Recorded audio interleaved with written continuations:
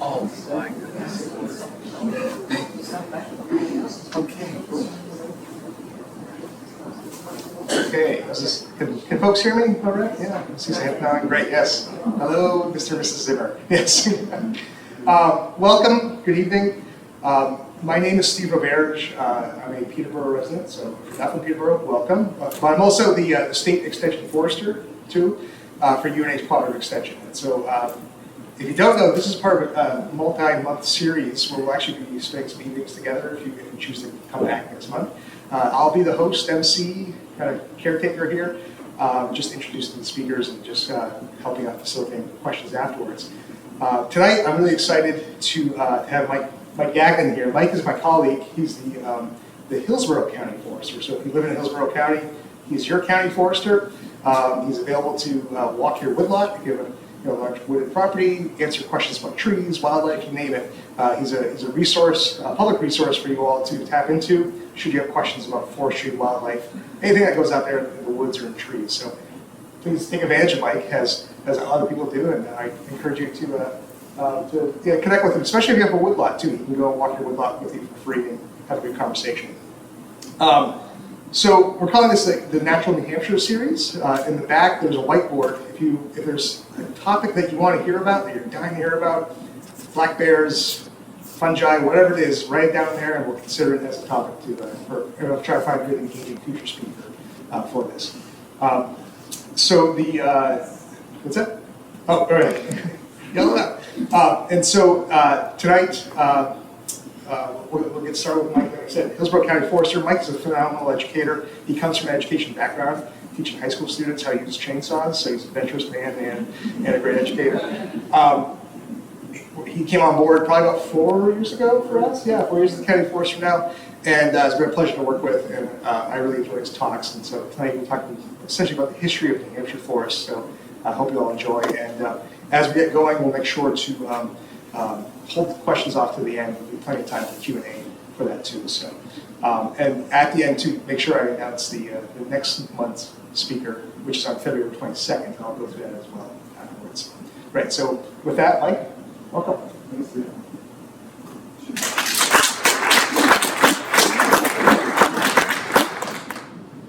All right, well, welcome, and thanks everybody for coming.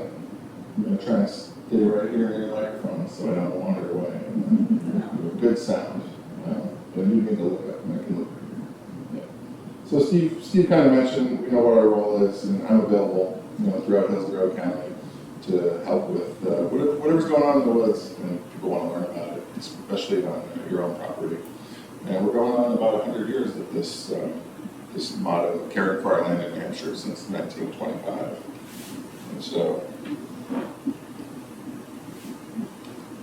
just real briefly, a little bit more about Extension is, we provide private education to private forest landowners, natural resource professionals, municipalities, conservation commissions as well.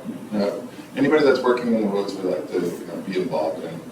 We often connect landowners to other resources, private businesses, consulting foresters, loggers, arborists that are available for a fee. So whatever that landowner's goals and objectives are, we just kind of help people on that path as best we can. And one thing we don't do is enforce harvesting laws or regulations, but we are often involved in helping people figure out who to talk to and what's going on, and provide some education and assistance in that as well. But we're not regulatory. But tonight we're going to talk about landscape impacts in New Hampshire from the last glacier to the present. So I've got 45, 50 minutes. I might miss a few things, but we're going to cover a lot of ground, right? That's happened in New Hampshire over the last 15,000 years since this Laurentide ice sheet, or this Wisconsin glacier complex, was 2 miles thick and was all the way down into the Ohio River Valley, into Missouri, and over all of New England through about Connecticut. And so what happened after that, right? This was something that's been going on for 2 million years, the Pleistocene age, right? Many times this ice had receded or had advanced and receded over this time. Right now we're in the period that's known as the recent period. where that ice is receded. And so, in the graphic on the right there, it's kind of hard to see, but about 14,000 years ago, sort of the ice left New Hampshire, right? It was receding back. And it left behind a landscape similar to this photo. The end of that ice would have left what's called a terminal moraine, where all of that material was piled up and pushed. And on the sides, there would have been lateral moraines. And all kinds of other geological features that we see in the landscape would have formed. But literally a barren landscape as the ice was receding. And this process of succession sort of starts there, right? Where plant communities start to grow and replace one another over time. And this is really starting from ground zero. So we call that process, when there's been a catastrophic disturbance, right? In an ice age we do that, right? We call that primary succession. And it's just how that plant community evolves over time from that disturbance. So I think of primary as like brand new land, right? Famous photo of Mount St. Helens here, you can see. So all that sediment and debris would have created sort of new land for ecological processes to reset.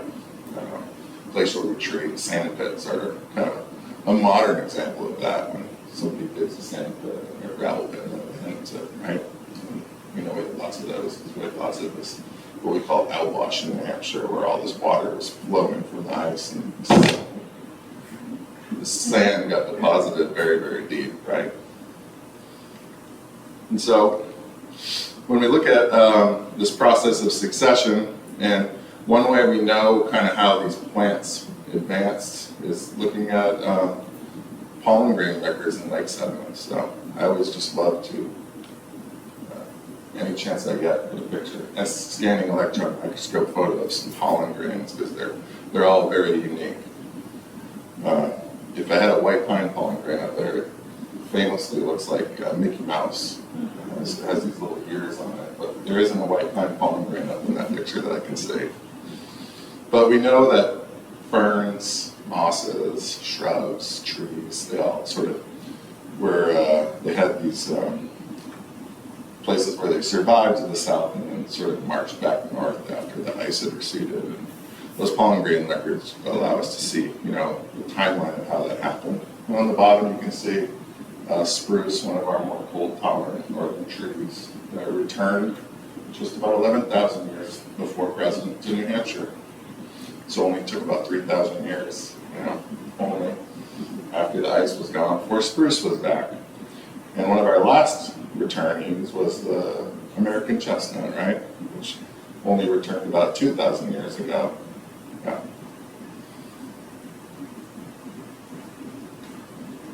And so that was the beginning of this process that kind of led to what we see as the natural ecology of New Hampshire today.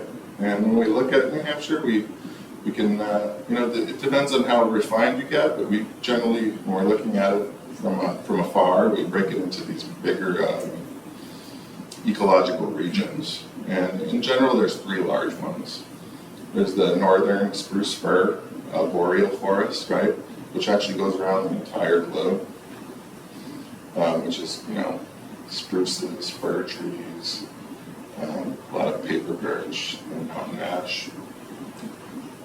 This is something you see a lot in New Hampshire when you go up north and you look up at the top of the mountains and you see the dark conifer layer up there. That would be the spruce fir zone. But if you go beyond that, you get into spruce fir as you go north in latitude as well.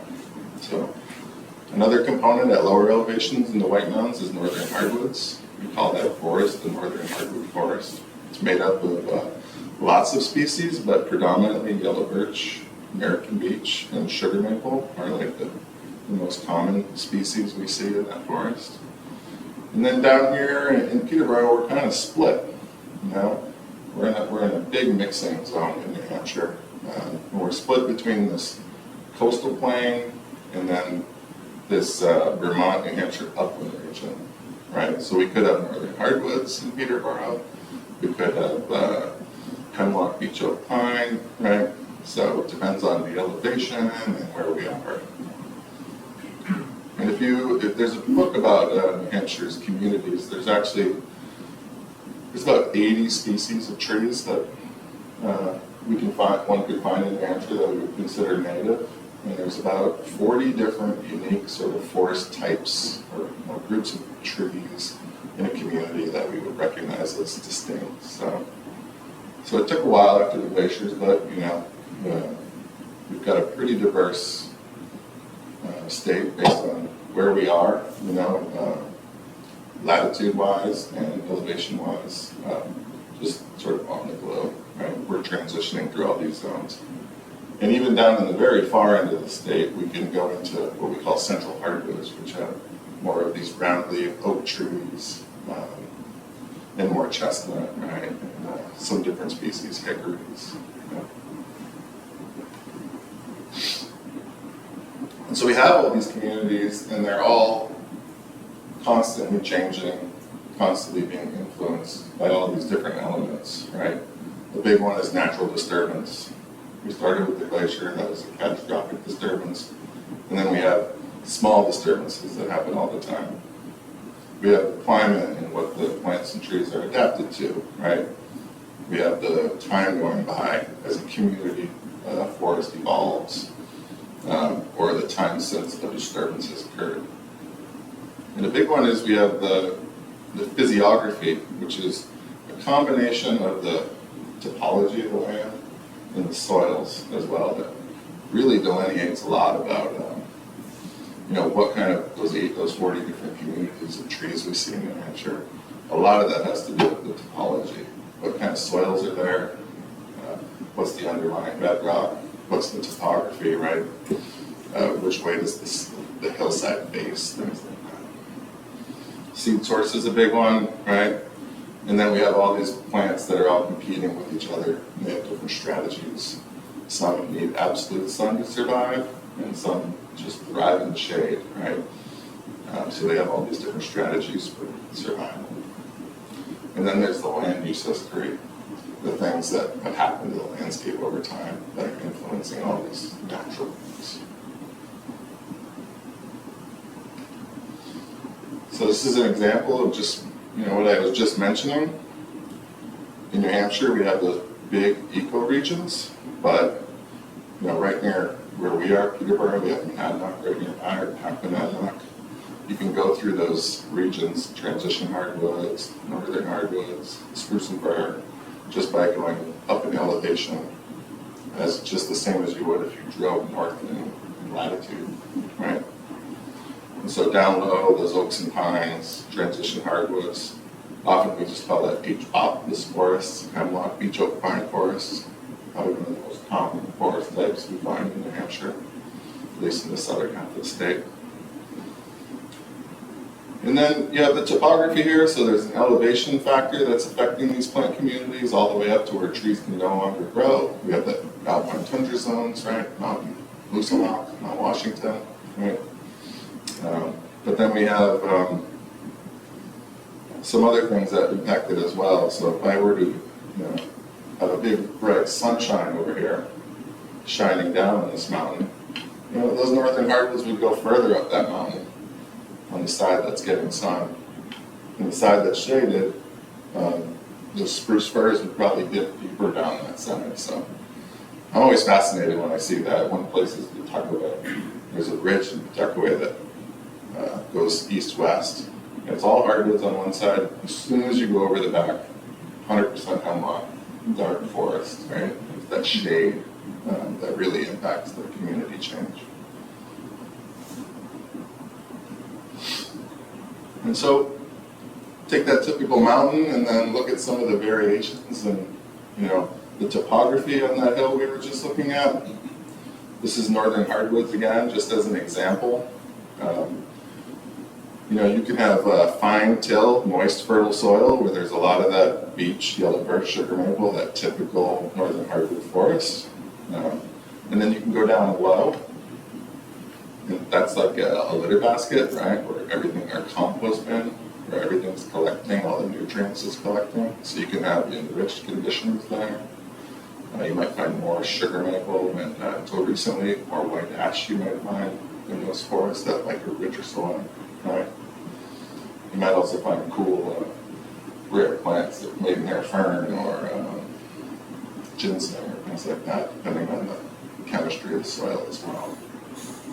Drier sites, more hemlock, red spruce, and maybe red maple, different kinds of trees that are shallow to bedrock and less fertile. And then these low, sandy, outwashed areas where they're very well-drained soils, so dry, more red spruce, hemlock, pines and birches. So just an example of some of the variation we see in the landscape based on sort of the topography, physiography of the soils. And so those things, those communities adapt naturally. You might have northern hardwoods and sugar maple, but if it's wet, you have red maple, right?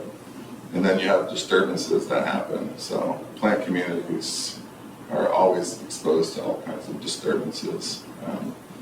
Secondary succession as opposed to primary is somewhat less traumatic, even though a large clear cut might seem very traumatic.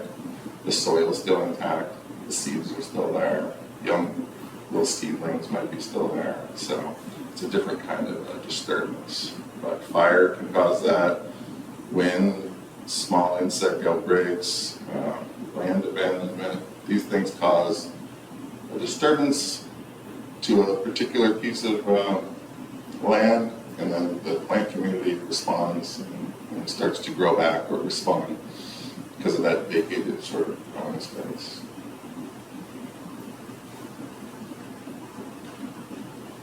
And so, kind of going back to this idea of the glacier to the present, right? There was this pre-settlement forest in New Hampshire. There would have been a lot of natural variation based on all these sort of natural disturbances that were occurring, right? Ongoing, both human and natural disturbances, leading to a lot of differences in our forests across New England. Differences in age, density, size, species. But on a whole, our region was probably about 95% forested, heavily forested state, right? New Hampshire, or the whole northeast region. Has anyone ever seen this picture before? So this is actually a photo of a diorama. It's about probably that big, and down in at the Harvard Forest in Petersham, Mass. I'm going to show these slides as we go through this talk, but these are actually physical glass box or dioramas that someone built. They're really, really amazing to see in person. So this is our pre-settlement New Hampshire. So just keep an eye on this rock, and maybe this hill here, a little bit of maybe sloping land back here as we progress through some land use changes that occur. So I think we've talked a little bit about these, a lot about these, but natural disturbances, hurricanes, windstorms, ice storms, insects and disease, fires, lightning, ignited by lightning, things that all happen still today, right? Sometimes we just respond to them differently than the natural course they might take. Variation in soils, changing in water tables, changing in communities, all these things would have been influencing our pre-settlement forest. And human activity, Native Americans inhabiting this whole region, clearing around their villages and burning and using fire as a tool, right, to enhance game and maybe crop production as well. So these things were all happening in pre-settlement. 10,000 years before today, there were Native Americans inhabiting New England. Many groups of loosely related Algonquin-speaking peoples, collectively known as Abenaki. In this area, Penacooks would have been one. And we know that they had impacts on the landscape, right? We also know that their densities were much greater near rivers and as you move south in New England. So those impacts on the landscape, those disturbances, right, that would have changed plant communities would have been more intense where there were larger settlements. Although the populations aren't well known, we generally know that.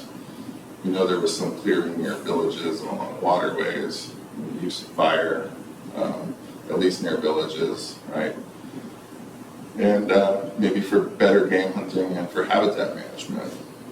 And intentional or escaped fires, firewood harvesting, crop fields, these things may have provided local areas of extensive habitat for shrubland and grassland-dependent birds. Like this bobolink here, which needs 5 acres at least, a 5-acre field, which isn't a very big field, but I don't see bobolinks unless I see a field that's 5 acres or more with nothing else in it. Like, they don't even want a little tree in the middle. It's just wide open field.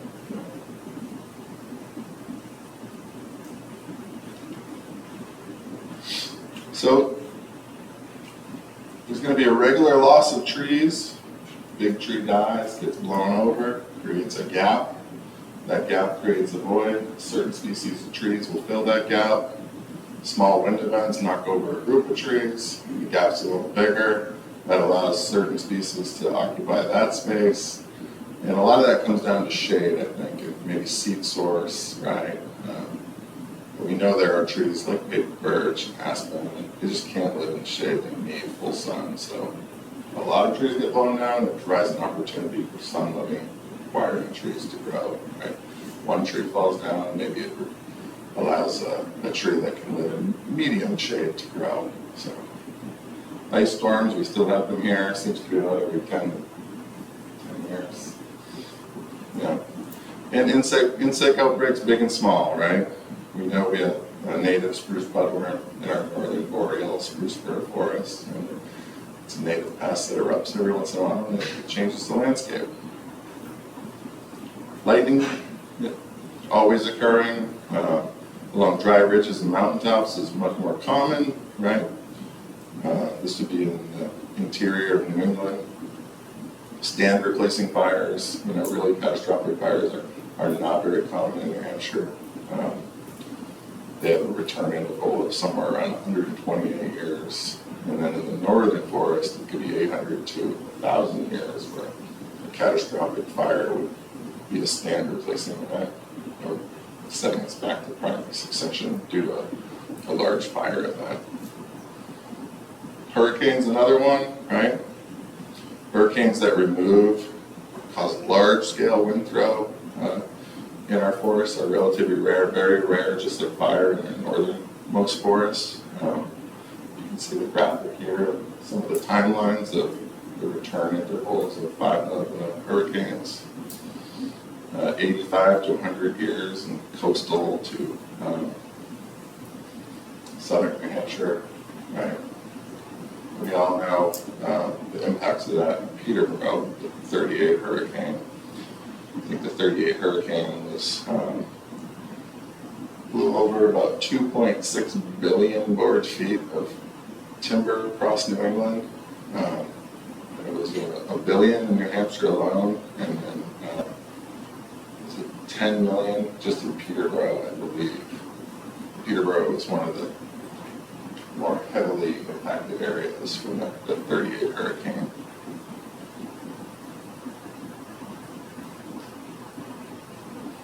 If you go to other sites though, fire can be much more common. Those sandy outwash plains, really dry sites that are well drained, that are a native species called pitch pine that thrives in those areas. That coastal plain part of New Hampshire and southern New England.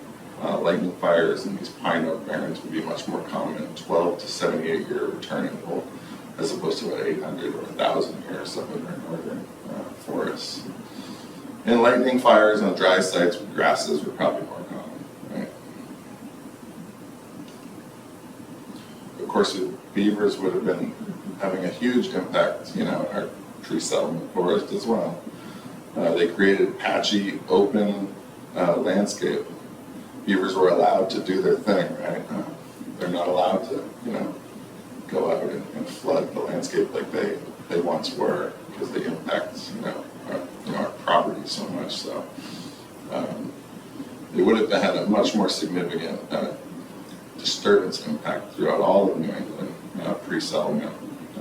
and abandoned beaver ponds become these meadows and grasses and shrubs for shrublands and small trees as those ponds are abandoned over time. So, no surprise, we would have had this region with 95% forested and a mosaic of conditions of habitat throughout the landscape. So deer, moose, bears, very abundant throughout New England, similar today. Elk and caribou in the northern regions, bobcats and wolves would have been abundant, lynx, mountain lions in good numbers. A lot of similarities here, some differences, right? Turkey, grouse, heath hen, passenger pigeons abundant, and beavers and muskrats throughout all the water courses. 1600 to 1720, first settlements are occurring. Between 1600 and 1720, the fur trade was a robust industry. Native Americans, Europeans aggressively trapping all forms of wildlife to ship furs back to Europe. 1630, the Laconia Company was established at Odeon Point to control this lucrative fur trade.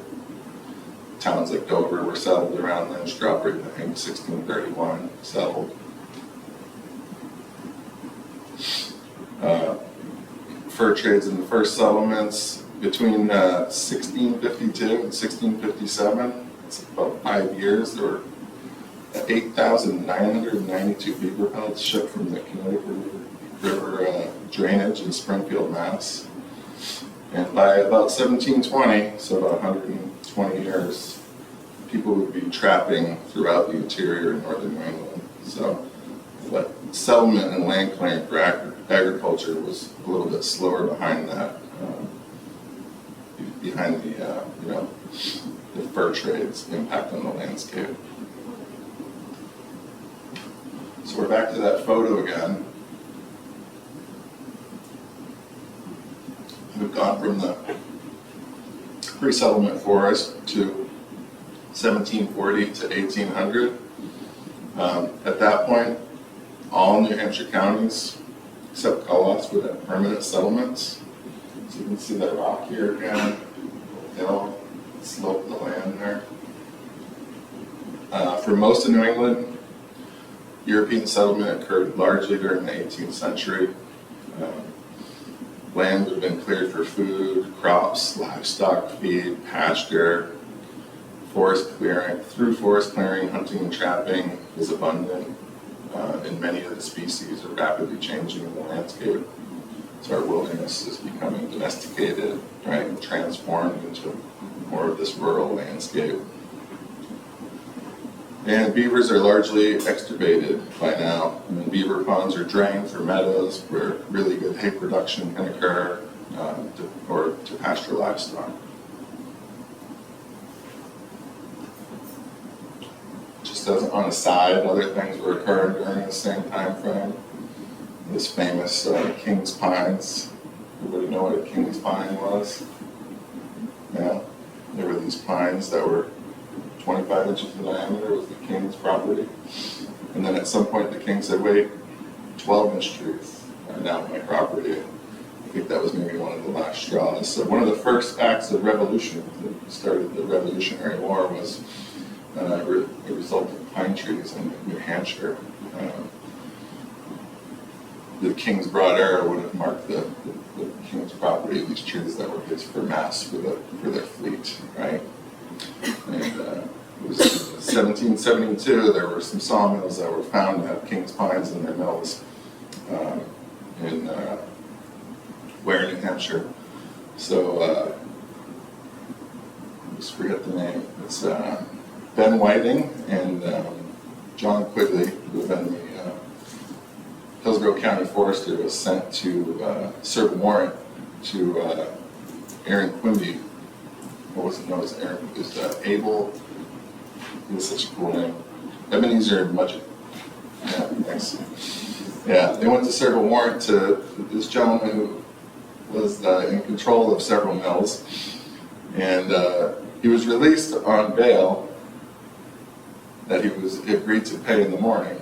And so that evening, all the townspeople got together, and they talked about paying his fines for him and this and that, but most of them just wanted to run the sheriff out of town. And so apparently they dragged the sheriff out of his bed and the sheriff's deputy. And for every fine that he was receiving, they whipped them with tree branches, with pine boughs, sort of strung them up and took them out. And I love this story, but I don't like this part, is they actually cut the tails and manes and ears off their horses and put them on their horses after beating them and sent them packing. And then some other officials came to find these rebel rousers, and they had run up and hid in the woods. And I think 8 of them ended up being captured and fined. I think the fines were pretty minimal considered. They had basically tarred and feathered basically these police officers and officials. They were fined about 20 shillings apiece, which I don't think really fit the crime. And that was one of the beginnings of our Revolutionary War. Was the Pine Tree Ride of 1772.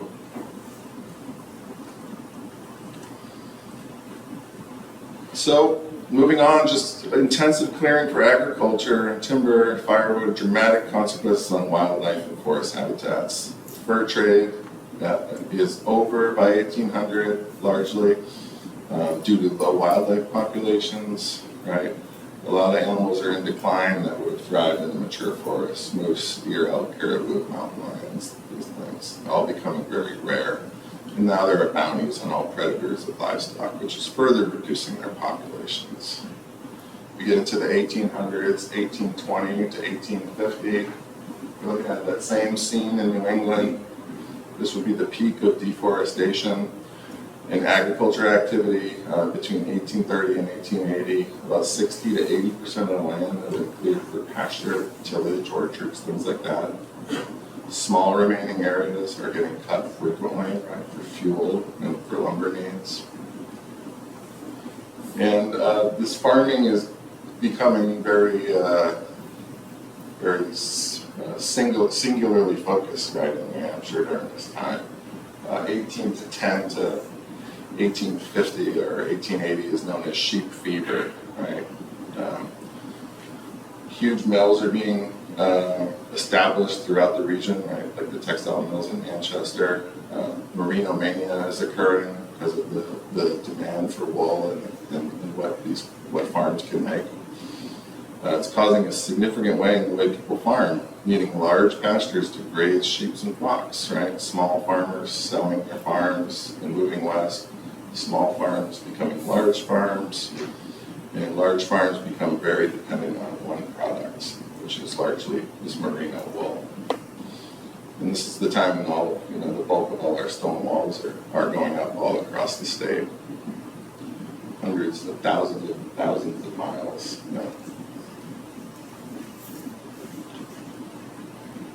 So at the same time, we're having this huge surgence in grassland habitats, right? So we have animals like Vesper sparrows and upland sandpipers that are probably at their highest numbers they've ever been because they're associated with grasslands, and New Hampshire is at its peak with grassland habitat. So 1850 to 1900, intensive farming is becoming abandoned in New England. So the same scene is now starting to go back to nature in a way.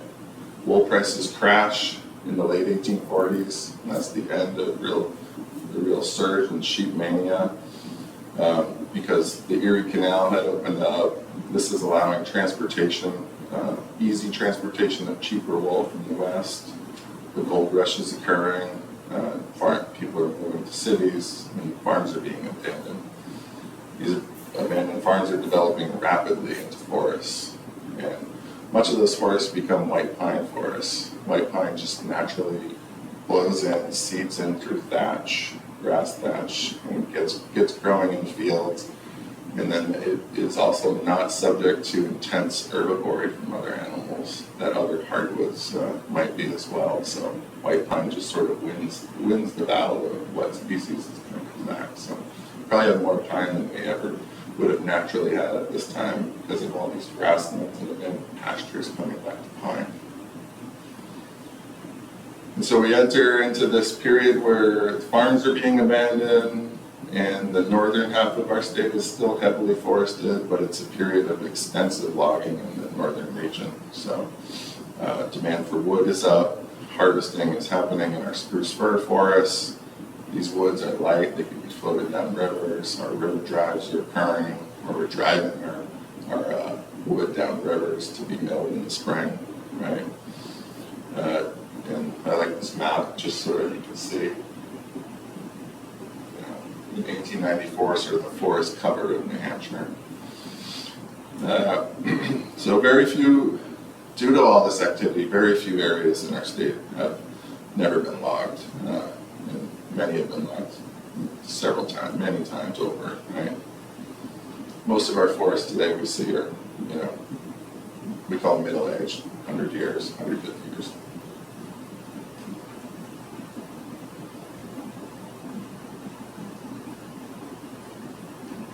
The same time period of intensive logging in our northern forests is an era of exploitation throughout New England. Right, there aren't hunting regulations yet.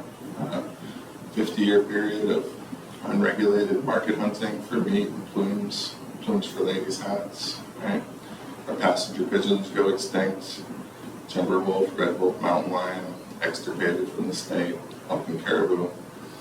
We have no more turkeys or beavers in New Hampshire, and the American woodcock is expected to go extinct, and the heath hen has become extinct, another species, by the 1930s. Oldfield pines, 1910 to 1920, white pine forests on abandoned farmland. As soon as farm fields were abandoned, these pine forests came back in these pure stands, and these stands are reaching middle age, and portable mills are starting to pop up around the region again, because this is before we had a corrugated cardboard for shipping for containers. So white pine boxwood is a huge market for that, to harvest these second growth forests that are occurring. So that's the same scene in the white pine forest. And when these white pine forests are harvested, white pines, they don't sprout from their stumps, but there's other hardwood species established in those stands. And so those other hardwoods that get cut when the white pines get cut, they start to seed in well. Clear cutting of oldfield pines transitions those forests to hardwoods. And in many cases, those stands should naturally have been hardwood forests with a mixture of white pine anyway, due to the soil, its topography, and things like that, but they were naturally, they were never probably these vast, pure seeds of white pine.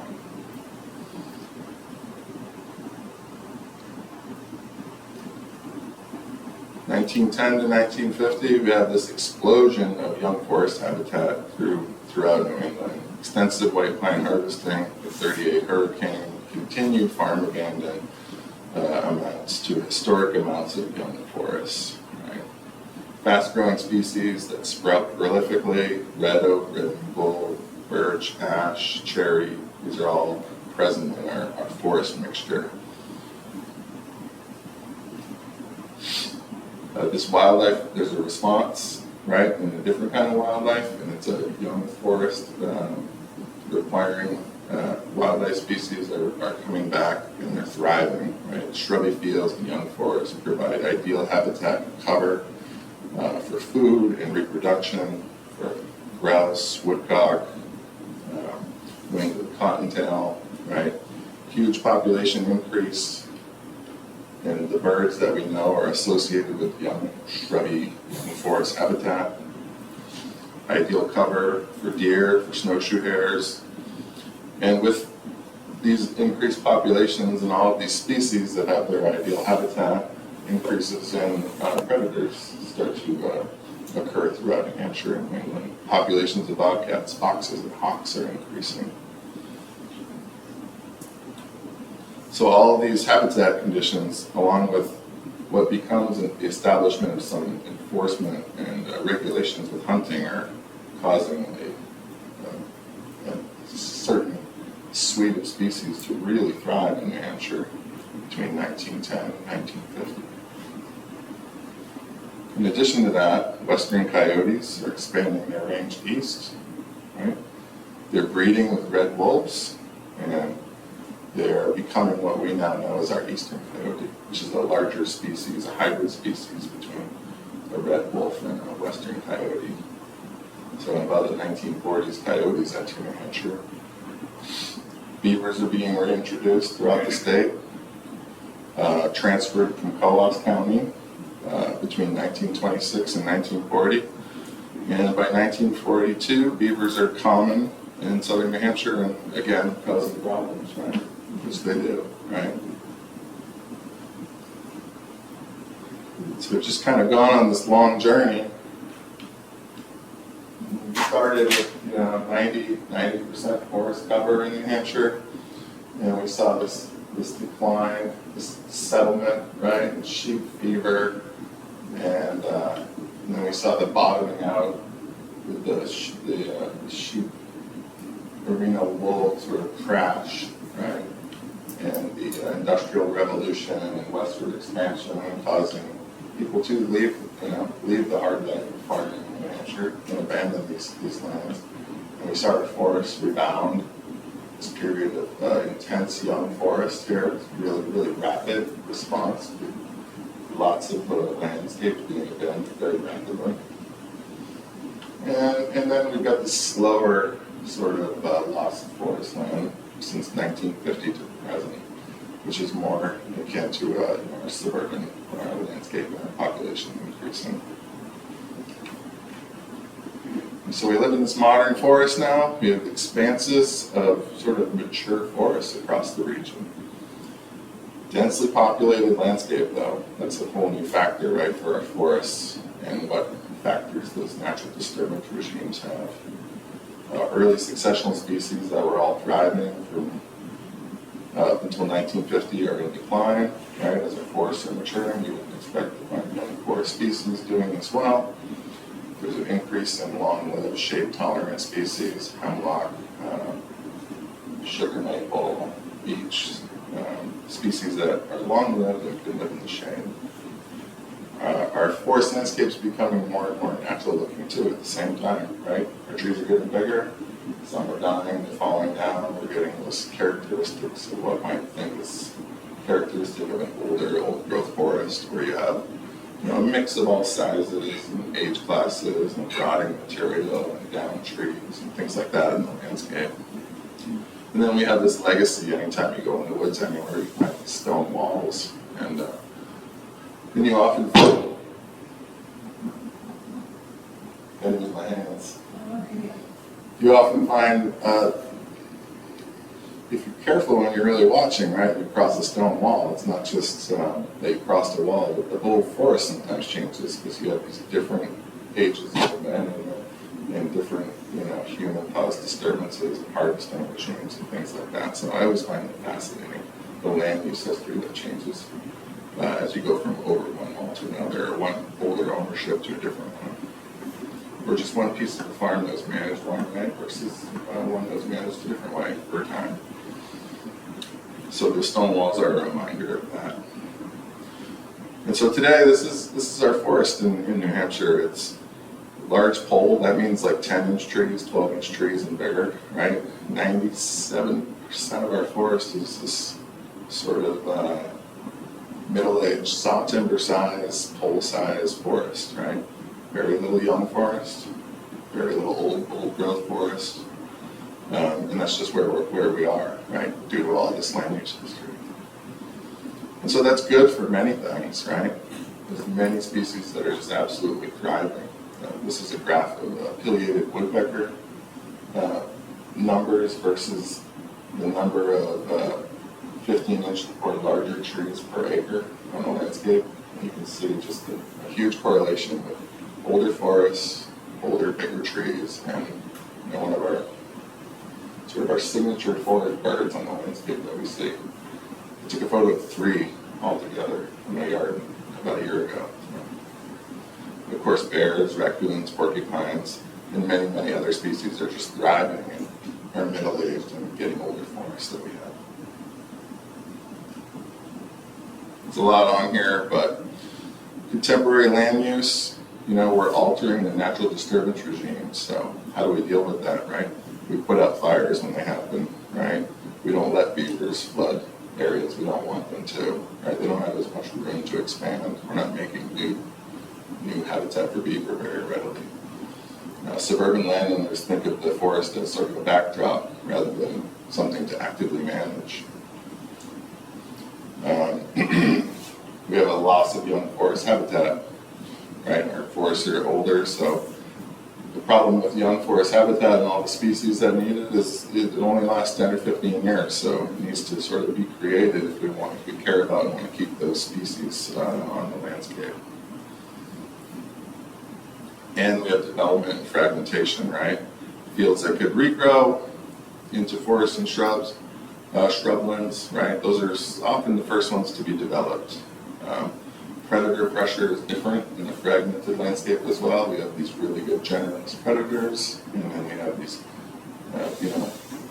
fragmented, our pieces of habitat are broken up into smaller and smaller blocks, right? And that allows more predation from generalist predators like the fox we see here. And so this is just kind of like the landscape we live in, where some species we see are in decline. Species that require these large, unfragmented blocks of forest land are some of the ones we see in decline in our region that we're concerned about, right? Wood thrushes, ovenbirds, some warblers, and then some of our more unique reptiles, the hognose snake and the black racer. They like sandy, outwash fields and shrubland habitats, so it's naturally being declined, or that habitat is shrinking, right? And we're not making much more of it. So today, the good news, 82% forested our state. When we started this pre-colonial march across time, we were 95% forested, so we're very similar, right? We have huge swaths of forest land in our state, and that's why we all love it. These forests are providing these services that we all can't live without: water, clean air, things like that. They're providing terrific habitat for the species that we have in New Hampshire, and we have a very robust forest products economy and a robust sort of tourism-based economy around our forests and recreating, right? That's why people live in New Hampshire. And today we still have about the same amount of forest cover that we did in 1725, which is pretty amazing after all that change, right? And so the question is kind of like the fate and how do we manage our forests moving forward, right? And one of those things is it's kind of up to all of us as landowners. More than 2/3 of our forest land is privately owned. I own an acre and a half. So, about 128,000 of us own 68% of our forests, or somewhere in that range, right? And so our private land, our private forests that we manage and take care of our own and recreate on, they're susceptible to development, right? Or the pressures that face all of us. And they're also a key source for clean air, clean water, right? The aesthetics we like about our state and the reasons many of us live here, and a source of future forest products for building homes and whatever else we need from wood. And so the decisions we make as sort of private landowners, right, impact the public good and the sort of the future culture of New Hampshire. These graphics are a little mixed up and that the colors don't match, so I apologize about that. But this 68% would be all the green probably over here. And then if you look at the federal and the state, that would be the White Mountains, and you can see that we tuck away, they're both down here. So our public forest lands would be this lighter color here. And so, before we sort of have a discussion, right? Some of the things I think that are key issues facing our forests today, right? One is the loss. That would be number one, right? The continued loss of forest land and habitat to being converted to non-forest uses, right? Another one is breaking up our larger blocks of forest land into smaller and smaller pieces, right? So a lot of times when we're thinking about conserving land, we're trying to link green corridors and green spaces, right? A lack of young forest, right? If we want to keep that full suite of species that can thrive in New Hampshire, shrublands, grasslands are an important part of that matrix. And then resiliency is a really big one, right? We see things. What's this one over here? What's that? Yeah, emerald ash borer. So a species we lost to an invasive insect. Yeah. Threats to forest health, right, are a big concern for productivity, right, and for habitat, insects, diseases, invasive plants. We've got bittersweet, other than number one or two right up there. Yeah, and so these are the kind of things we manage for, right? We try to manage a healthy forest ecosystem for whatever a landowner's goals and objectives are, but we're also, always trying to think about these things, protect the soil, protect the water resources, and try to maintain sort of the most healthy biotic ecosystem we can, right, for these suite of species that are there. So, that was a lot. Over time? Yeah? So, yeah. I was. You'd like to wrap up.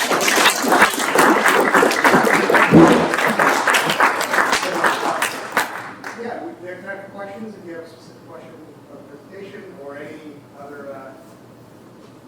thing you want to supplement with. Yeah, please.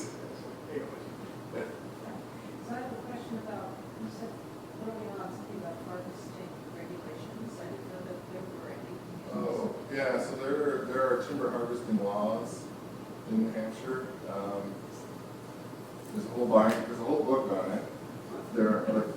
If you're along a public highway, you can only cut 50% of the density of that forest within about 150 feet if you're doing forestry. It's no basal area law.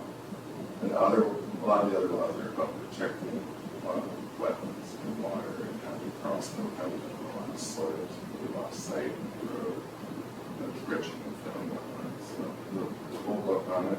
There's no laws about. No, there aren't laws about clear cutting. Right? Yeah, sorry. There aren't laws about clear cutting forests, but there are timber harvesting laws you would need to be aware of. If I owned 40 acres that was along 101 and I wanted to create shrubland, right, the harvesting laws wouldn't let me cut right up to the road. I would have to leave 150 feet of half the density of the forest there as a buffer, right?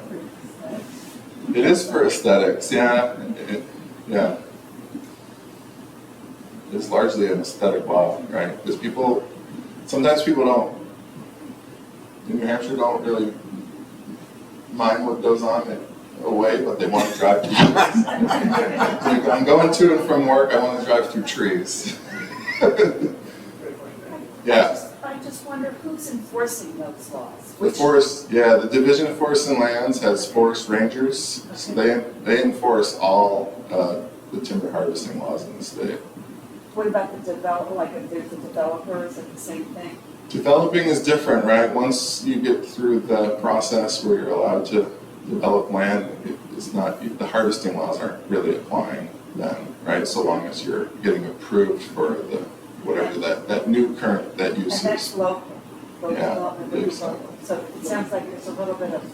Yeah, there would be regulations related to wetlands impacts. The New Hampshire Department of Environmental Services would handle those, and they would handle regulations about what's it called, alteration of terrain. If you're gonna if you're gonna stump and change the landscape on, 100,000 square feet, yeah. So, yeah. Me and Steve revised the whole manual on it too, if you wanna.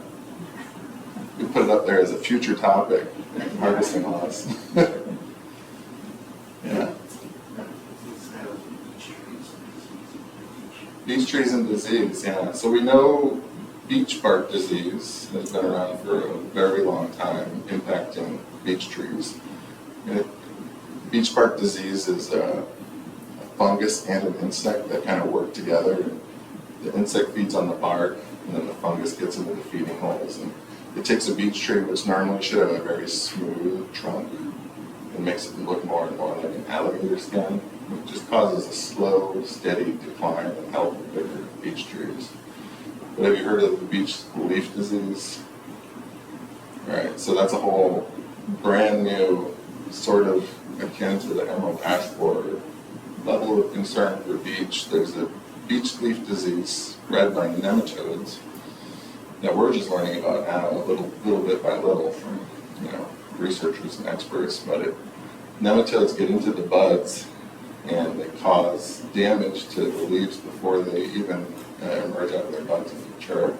And then when those leaves emerge, they're sort of deformed and they desiccate and can fall off and cause the tree to defoliate. So there's serious concerns about the health of beech going forward, because those trees that are going to be stressed by beech leaf disease already have beech bark disease, which has been causing a decline in their health over time. So.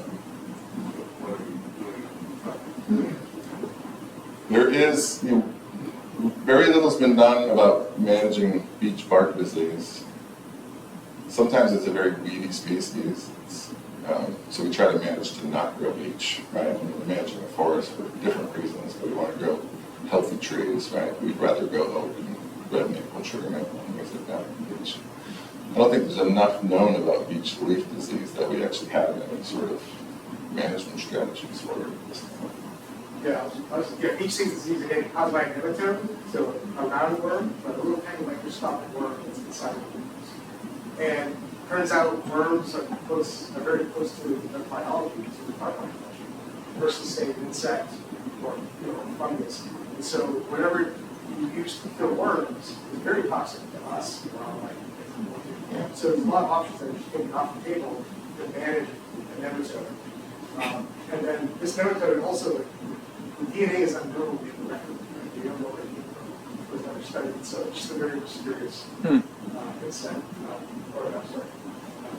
worm, not a worm. Yeah. If you want to learn more about it, we do have, there's a website, nhbuds.org. So nhbuds, it's .org, and all those creepy There's a real good telltale symptom that you can look for. When you're walking in the woods and you look through beech leaves, you see the sun coming through the leaves, very pretty. And the leaves have these very straight veins. Some of the veins will have dark green chlorophyll between the veins, and then it won't be. So it'll be sporadically, and you'll just see these stripes in the leaf. And it's very distinct. I was looking around for it all last year, and then once you see it, you're like,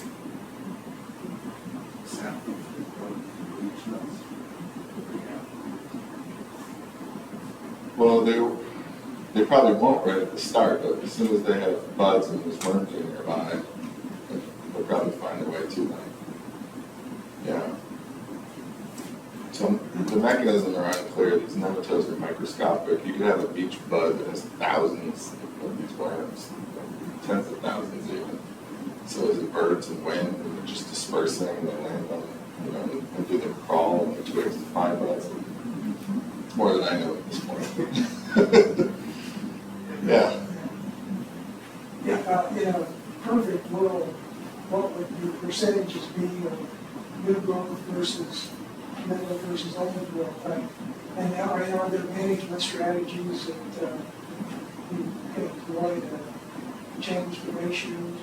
Yeah, that is a tough question to answer, because you could own 10 acres and you have a whole different set of objectives and how you want to manage that, or you could have 500 and that allows you to, do all kinds of different things as far as managing sort of a mosaic of habitats. But another important thing is looking at the landscape that's outside of your property, right? If you have 40 acres of mature forest habitat and you're concerned about young forest species, but your neighbor just cut 40 acres and it's growing back, then you know that habitat's being provided whether it's on your tax map or not, right? So, I do have a beaver story that I believe to be true. yeah, I read recently that there's an area of old growth forests like in Gagnon that never had been logged. And in 1947, they introduced beavers from Canada. They brought them down, and they think that in another 10 or 15 years, they might destroy, take down that whole area of forest and land. You know, it's just, they don't have any, no predators, or,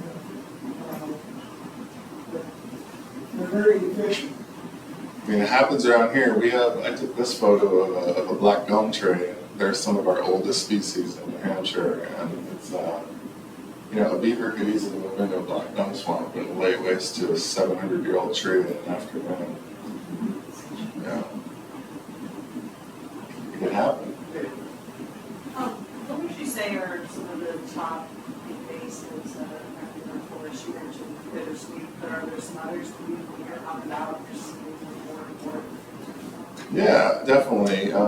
Bittersweet always concerned me because of its ability to just totally fundamentally alter that ecosystem forever. Like, it seems like forever. It creates a vineland, and then anything that kind of can grow through it just gets pulled down, It depends on the sort of the habitat you're looking at, but in like forest management, bittersweet, buckthorn is another one that, can move into, it's tolerant of shade and wet conditions, and can move into forests and alter the ability to sort of regenerate a diverse, community of plants, right? Knotweed's one that people see all the time, and it's a big concern, but it's sometimes more of a safety concern about sightlines and roadways than of forests and habitats, except if you're, if I was somebody who was a limnologist who was concerned with rivers, and knotweed would be a huge concern, because with all this rain we've had, I've been looking at where all the knotweed is thinking, wow, it's just, it breaks apart and moves downstream. So, invasives that create monocultures are the ones that concern me more than, there's a few barbarous here and there, it's when they fundamentally change your ability, your goals or objectives, or the land, the diversity of the habitat you're concerned with. So, and then It's the most heavily forested state. Oh, yeah, it's our neighbor, Maine. Yep. Yeah, any other questions? Yeah? What can you do about this? What can you do? What are you doing? Yeah, so you can do a lot. It depends on, how you want to approach it and what kind of efforts. That could be physical efforts or monetary efforts. But we always approach an invasive plant from an IPM approach. We look at, are there biological things, are there mechanical, are there chemical options, and are there cultural things we can do to sort of change that environment so it doesn't thrive as well. So bittersweet happens to be one with such an extensive root system that if you fragment it, it creates more, that it can be really hard to control once it sort of becomes well established without an herbicide. And one way to do that is, there are a lot of different ways to do that, but if you use like a cut stump approach, if you have a large vine, that makes a lot of sense. Put the herbicide right on that cut surface and allow it to move down into the roots, because that's what you want to control. Right? Mechanical is a good first step, but sometimes just cutting stuff up makes the problem worse. Right? So, but mechanical and chemical together become a good approach for weakening the plant and then getting control of the roots. So It's a hard question to answer, and there are lots of different ways you can tackle it.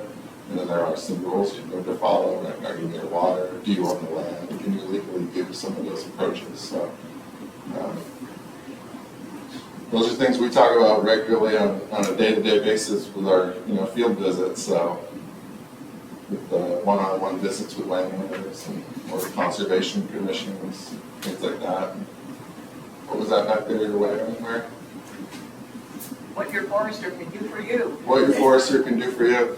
And we've been holding a series of workshops called Invasives Academies, a couple a year. So our next one's is going to be up in the North Country, but we'll be having another full day invasive management workshop at some point.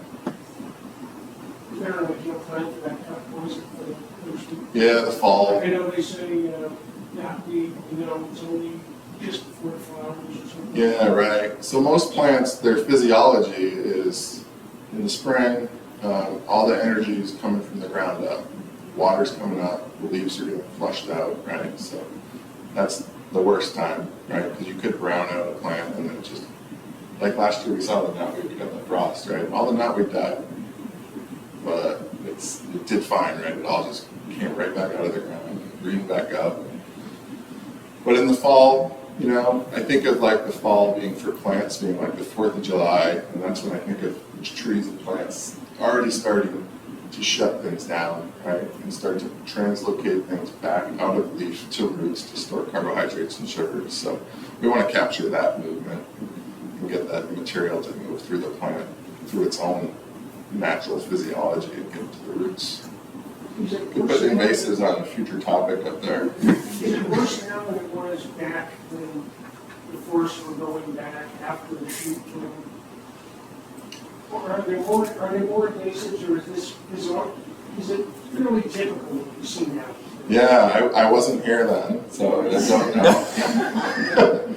But I would say that the more we have a fragmented habitat and the more the results of us sort of importing and moving plants around and planting them in our, the more that sort of, what do you call it, like an invasive plant is there.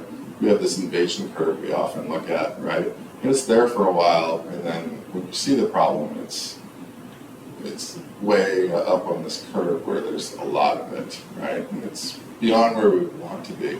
We want to be like, there's the first one, and pull it out and throw it in the trash. Problem solved, right? But we see it and go, oh, this vine's been here for 20 years, what do I do with it now? Yeah. We've had a little, do you have any set standards of distribution of trees per acre for different kinds of trees or different kinds of land? Do we ever get too many trees? You can have too many trees. Yeah, a lot of the sort of simple science of forestry is about tending a garden and allowing trees to have more space for expanding their crown. More leaves make more sugar makes bigger tree rings, right? Or healthier trees. So that's sort of a case by case, lot by lot, stand by stand, decision. I don't have a formula or a chart that offhand that would give me that answer. Stocking charts. There are stocking charts for trees, and it shows you you can go out and measure all the trees in your forest, and then put it on this thing called the stocking chart, and it'll tell you, do you have too many trees? Do you have too little? If you have too little, you just let the trees grow. If you've got way too many, you thin it down to this optimum level where the trees can sort of maximize their growth. So there are ways to do that, but I couldn't say, you need to do this on your property. Without sort of collecting that information or data about that woodlot. Yeah. These are awesome questions. Yeah, good. What was that?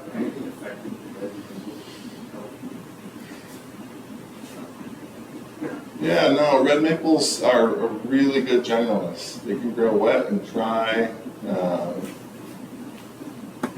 good soil, bad soil, but they do tend to not be very vigorous on dry site. So if it's dry and sandy, they grow, but they tend to be sickly, droughty. Yeah, drought being impacted. Yeah. We've had all this drought, and now we've had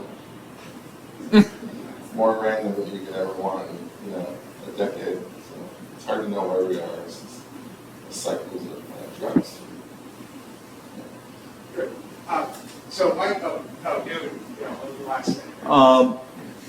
Are you going to be offering the Zoom small woodlot owner management course? Oh, yeah. Plug it. Okay, yeah, I'll do that after. Okay. So thanks again, Mike.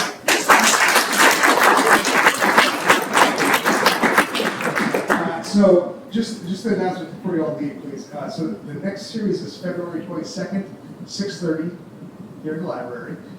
It will be talking about conserving the Mad Dog, a historic narrative of the Forest Society. The presentation will explain how Mount Mad Dog and the surrounding lands have been preserved beginning in the early 1900s. And presenter Matt Scaccia, I think I said that correctly, is a recreation and community relations manager with the Society for Protection of the Hampshire Forest. So he'll be here to discuss that. Sounds really interesting. If you look about it, that'd be a great one. So tonight's presentation was recorded. Hopefully it'll be put onto YouTube, and that'll be actually put into the card catalog here in the library. So if there's something that you missed or you want to come back to something like that, we've got a slide. That'll be available to the public soon. How's that sound? And a lot of programs that Mike was mentioning, the Basis Academy, what Dewey brought up in terms of the small woodlot Zoom series, we offer through UNH Extension. We have some handouts back there that has the website on here. Mike has our website there too, nhwoods.org. You can sign up for our newsletter back there, and you'll get no more than 4 landowner newsletters or kind of newsletters a year, so we're not going to spam you. But in those newsletters, there's all these events that go on with us too. So February 22nd, here, 6:30. Mike's going to stay here till he's going to close the place up about midnight. So if you want to take his break, you can stick around, and that's it. So thank you all for coming out tonight. Thank you. See, topics. Topics, yes. Don't forget, if you have topics on the whiteboard, please.